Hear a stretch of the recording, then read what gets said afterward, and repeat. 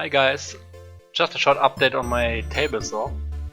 I recently saw that the fence isn't parallel to the blade anymore. So here I show you how to fix it. First of all, untighten the screws in the bottom of the fence. Then lock down the fence. Now untighten the top screw so that you can move the fence a little bit.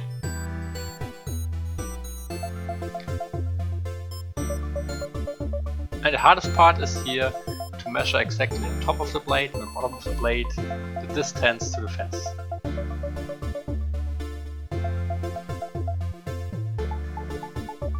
This might take some time.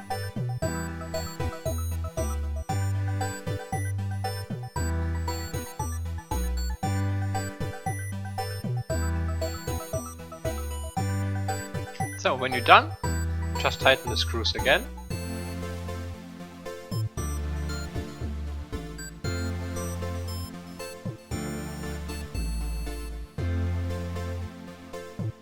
And also the screw on the top of the fence. And that's it. Now it's parallel again. I just wanted to show you that quick fix, because I read in the forum that it's not possible to fix it on your own. So yeah, here it is.